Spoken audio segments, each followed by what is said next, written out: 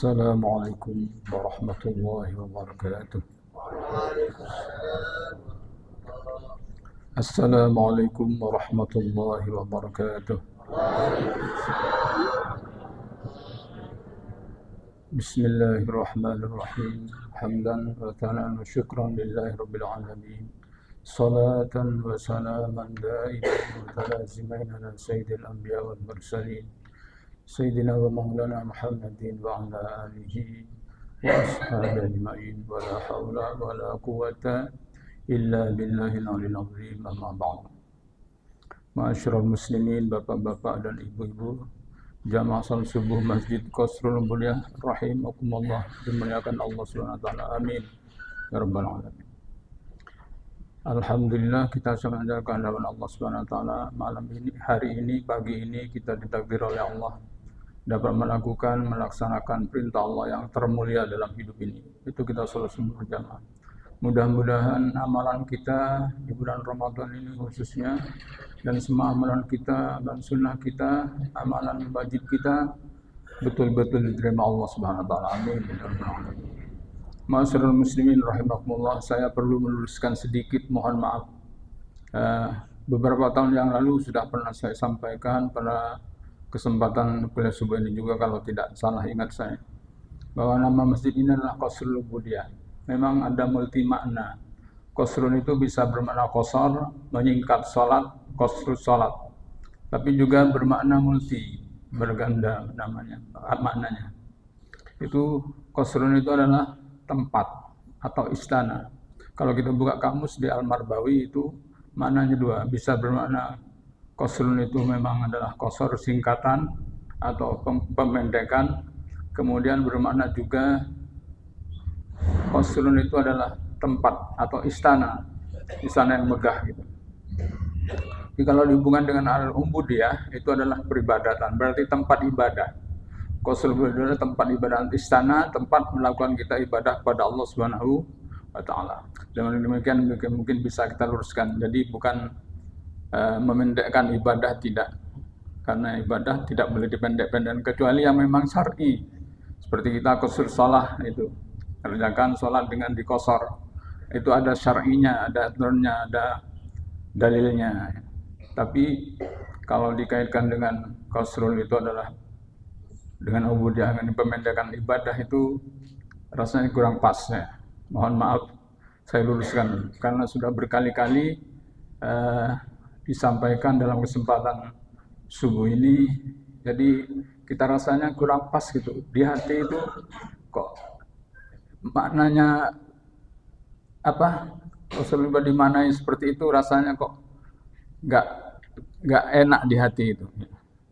Mungkin demikian yang kami sampaikan. Baik, di dalam syair Abu Nuwas yang terkenal itu, wa melina kisun fi kulli yaumin wa dzambi zaidun kaifah timali. Ya Allah, umurku makin hari makin berkurang, bukan bertambah. Jadi kita ini terbalik, pemahaman kita tentang umur terbalik sekali, sangat-sangat terbalik. Kadang-kadang dia katakan umur saya sudah bertambah sekian, dulu masih 40 menjadi 50, atau sekarang sudah menjadi 70 atau lebih dari 70, 80. Itu bukan bertambah, tapi makin hari makin berkurang. Makin sedikit umur sisa umur kita yang Allah sediakan buat kita. Kalau kita prediksi umur kita 90 tahun, hari ini sudah 70 tahun, berarti kurang 20 tahun. Ya. Jadi kalau prediksinya 90 tahun. Karena umur tidak ada yang tahu. Siapapun kita, dimanapun kita berada, tidak pernah tahu kapan kita diambil oleh Allah Subhanahu wa taala, kita berakhir mengakhiri perjalanan hidup ini, tidak ada yang tahu. Seperti digambarkan oleh Rasulullah baginda Muhammad sallallahu alaihi wasallam, bahwa perjalanan hidup ini ibarat perjalanan musafir yang sangat jauh, yang tidak diketemukan ujungnya sampai di mana kita bepergian atau musafir di dunia ini. Di kota mana kita berakhir, sampai di mana, dan kita mau kemana tidak tahu juga. Perjalanan hidup ini kita kan tidak pernah tahu kemana kita, apa kita. Tidak ada yang bisa jawab itu. Filosofis manapun, filosof manapun tidak akan bisa jawab kemana kita hendak pergi. Ada yang sudah tahu? Barangkali bapak-bapak, ibu-ibu yang sering mungkin ikut pengajian di mana atau keterangan untuk penjelasan di mana? Kemana kita hendak pergi? Nggak ada tujuan kecuali dikembalikan kepada firman Allah, wa ma khalaqtul jinna wal insa illa liya'budun. Tidak kuciptakan jin dan manusia di bumi ini kecuali untuk menghamba kepada Allah Subhanahu wa taala. Kita semuanya hamba, tapi kadang-kadang pikiran kita yang berubah. Kita ini dikatakan adalah hamba Allah, tapi kita kadang-kadang sering mengatakan seakan-akan menyamai Allah. Fir'aun itu adalah menyamai Allah, bahkan lebih dari Allah. Ana rabbukumul a'la, aku Tuhanmu yang paling hebat, paling tinggi, paling agung, kata Fir'aun. Kadang-kadang bersikap Fir'aun kita. Jadi kalau bahasa daerah kita itu apa? Ya itu ya. Atau petang-peteteng kemana-mana. Itu sebenarnya yang petang-peteteng itu hatinya. Bukan sikap kita, bukan fisik kita. Ya, kita khalaqtul jinna wa ma khalaqtul jinna wal insa itu adalah untuk menghamba kepada Allah. Tujuannya itu, kita diciptakan sebagai hamba aja, tidak lebih dari itu. Tapi mengapa kita mengambil bagian dengan cara yang lain atau dengan pemahaman lain? Hamba dan hamba. Wa ma khalaqtul jinna wal insa tidak aku ciptakan panjenengan semua, kata Allah. Kamu semua ini tidak aku ciptakan kecuali untuk menghamba padaku. Dan setiap hamba pasti taat pada Allah. Secara sunnatullah kita ini diperintahkan oleh Allah, tidak ada yang menolak.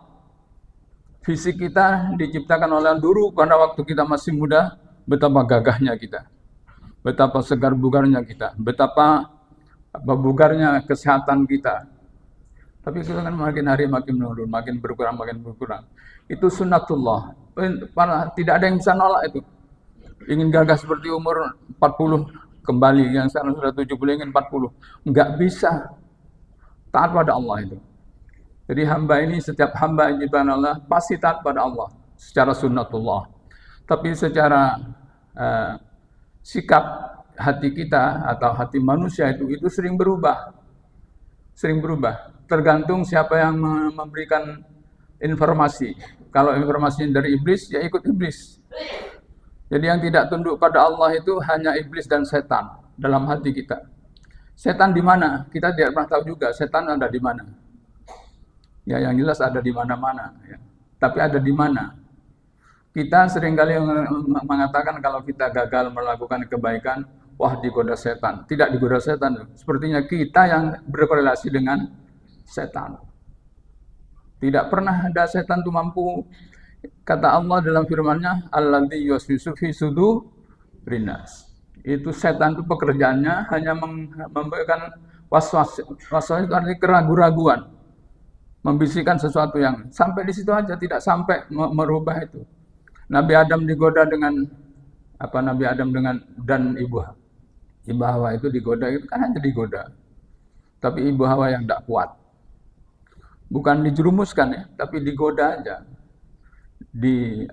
digelincirkan hatinya, dibimbangkan hatinya, diwaswaskan hatinya. Para jamaah kaum muslimin rahmatullah kembali kepada wa umrina kisun fi kulli yaumin wa dzambi zaidun kaifa ihtimal. Ya Allah, umurku ini makin hari makin berkurang. Wa dzambi zaidun. Tapi dosaku makin hari makin bertambah. Bukan hanya dosa fisik, dosa jasmani, tapi dosa rohani yang paling banyak itu kita lakukan itu. Karena enggak ada yang tahu dan enak sekali ngerasanya orang, tapi di dalam hati kita sendiri. Apa enggak dosa itu? Ghibah dalam hati kita sendiri. Takabur dalam hati kita sendiri. Ujub itu adalah di dalam hati kita sendiri. Ujub itu bangga dengan kebahagiaan kita. Allah memberikan kebanggaan ujub. Oh itu hebat sekali karena itu memang saya hebat. Saya pinter, saya berilmu. Saya kalau mencari harta itu getol sekali. Saya itu memang gigih dalam mencari harta atau dalam berusaha. Itu bukan itu semuanya rahmat Allah, bukan kita. Kita hanya ditipu oleh Allah itu. Tapi seringkali sikap kita ini bersikap tidak seperti itu. Sikap hati kita kadang-kadang melebihi dari apa yang Allah berikan, apa yang titipan pada kita. Itu titipan semua. Jangankan harta benda, jangankan milik kita, materi kita yang Allah titipkan. Diri kita ini titipan Allah. Nyawa kita, ruh kita, ini titipan Allah, amanah Allah buat kita, dipergunakan untuk ibadah, untuk menghamba kepada Allah Subhanahu wa taala, menjadi hamba Allah. Jadi itu titipan semua. Mengapa kok kita ini naudzubillah kita sombong, kita takabur, kita ujub, kita riya, kita sum'ah. Semua pekerjaan baiknya itu mudah-mudahan ini bisa didengar orang lain untuk menjadi kalau ingin didengar orang lain itu punya sikap atau ingin dihormati orang lain itu riya. Terus kalau dalam hati kita itu adalah ujub, itu ingin sum'ah, itu ingin didengar orang lain, popularitas gitu. Jadi popularitas. Kalau tidak ada popularitas di dalam ibadah itu, dalam kebaikan itu, kita mundur, tidak mau. Kecuali kalau ada orang yang kira-kira menjadi prioritas dari orang lain atau promosi dari orang lain, menjadi rajin kita ibadah, rajin kita beramal baik. Kalau enggak, ya enggak. Mengapa seperti itu kita? Inilah yang harus kita renungkan. Bulan Ramadan adalah bulan renungan, bulan tafakkur. Yang direnungkan bukan nasib kita kelak tentang duniawi kita. Yang sering kita tafakkur itu kadang-kadang tafakkur justru di dalam ibadah, dalam iktikaf itu seringkali yang dimunculkan bagaimana nasib kita kelak, tentang harta kita, tentang nasib anak kita. Bukan itu. Yang tafakkur itulah ruhrawi, bukan duniawi. Sekali lagi, tafakkur itu adalah memikirkan tentang ukhrawiyah kita. Kalau misalnya kita dipanggil Allah Subhanahu wa taala satu saat, apa yang kita bawa? Tanyakan pada diri kita. Karena kita pasti mati, pasti benar-benar jawab. Apa yang kita bawa ke hadapan Allah?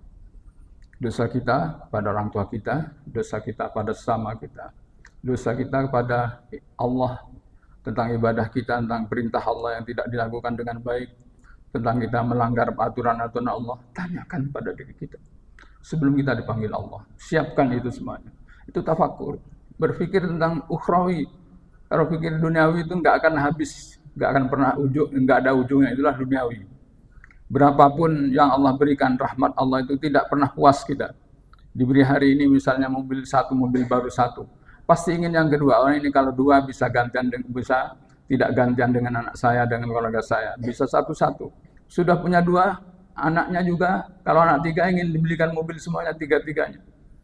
Itulah duniawi, itulah hati kita. Tidak pernah berujung kepuasan duniawi.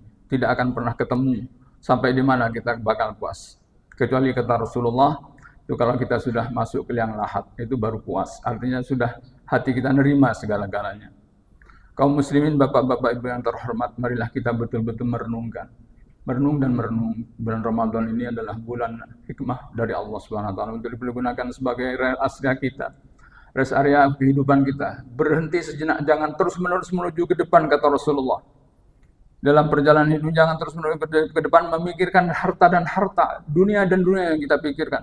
Pikirlah sejenak dalam rest area ini.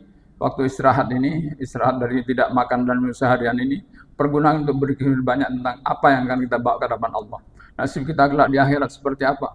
Dosa kita, sudahkah kita taubat? Sudahkah kita minta ampun kepada sesama? Orang tua kita, saudara kita, tetangga kita, handai tolan kita, teman-teman kita. Kita renungkan dan renungkan. Kita bakal pulang. Suka atau tidak suka, bagaimanapun kita kayanya, banyaknya uang, untuk mencegah supaya kita tidak meninggal dunia, tidak mati, dia akan bisa sebanyak apapun, kecuali hanya untuk mengobati sementara. Dan itu kesembuhan itu pun ditebus dengan harga obat yang luar biasa mahalnya, tapi kesembuhan bukan dibeli kita, diberikan Allah pada kita. Kesembuhan itu berikan anugerah Allah, nikmat Allah yang Allah berikan pada kita. Para jamaah, wa dzambi zaidun kaifa mali. Bagaimana dosaku, kata Abu Nuwas itu. Dosaku makin hari makin bertambah. Makin bertambah. Kesalahan kita makin bertambah umur, makin panjang umur, itu semakin bertambah dosa-dosa kita. Tanyakan pada diri kita. Sekali lagi Bapak Ibu, kita bakal pulang. Bakal pulang. Hanya kita memang tidak tahu kapan kita pulang. Di mana kepulangan kita, seperti apa kepulangan kita. Husnul khotimah atau su'ul khotimah, na'udzubillah min dzalik. Tanya dan tanya. Jadi kita tidak terus-menerus ke depan dan ke depan, larut dengan perbuatan kita sementara ini. Kalau kita misalnya adigang adigunu atau petetang-petetang kesana kemari, naudzubillah, apa gunanya itu? Kira-kira untuk apa sih? Para jamaah kaum muslimin rahimahullah, bapak-bapak dan ibu yang terhormat, ayahanda dan bunda yang terhormat, mari kita sadar bahwa diri ini betul-betul bertemu ajal satu saat. Karena itu memang dijanjikan Allah buat kita semuanya.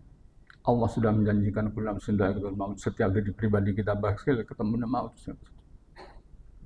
Mudah-mudahan Allah memberikan bimbingan dalam hidup ini. Dalam hidup ini betul-betul dibimbing oleh Allah ke jalan yang benar. Terutama hati kita yang dibimbing, bukan fisik kita.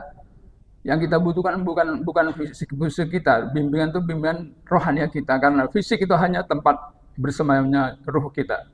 Yang bergerak, yang berpotensi besar untuk melakukan sesuatu hal itu adalah rohani kita.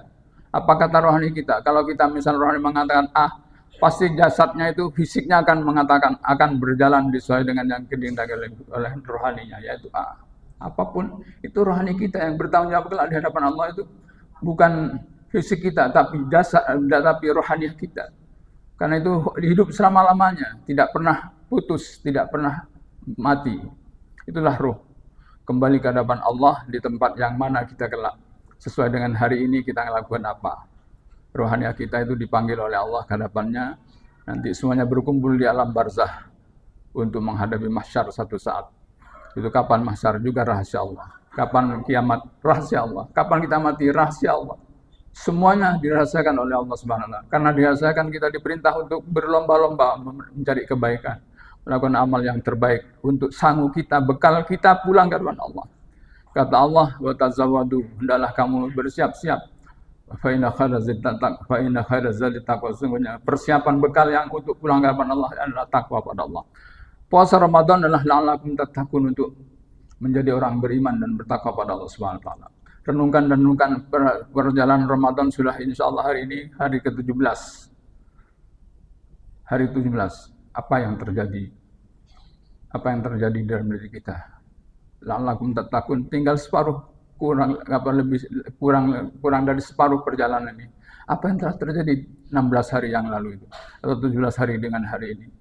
Apa yang terjadi di kita? La'allakum tattaqun berhasil atau kita hanya sekedar berangan-angan bahwa kita sudah banyak pahala, sesudah banyak sholat tarawih, ikut rajin sholat tarawih, rajin bertakjil, rajin bertadarus Al-Quran. Apa yang terjadi diri kita? Apa yang kita peroleh hari ini? Tanya dan tanya, evaluasi dan evaluasi, muhasabah dan muhasabah. Mudah-mudahan Allah bimbing kita jalan yang benar, jalan ridhonya, amin ya rabbal alamin. Kalau kita mati satu saat, mudah-mudahan mati husnul khotimah, dapat ridho Allah Subhanahu wa taala, amin ya rabbal alamin. Keluarga kita semuanya sakinah wa rahmah, putra-putri kita semuanya soleh-solehah, rezeki kita melimpah ruah dan penuh berkah, amin ya rabbal alamin. Kurangnya bin maaf, kurang lebihnya maaf. Billahi taufiq wal hidayah. Assalamualaikum warahmatullahi wabarakatuh.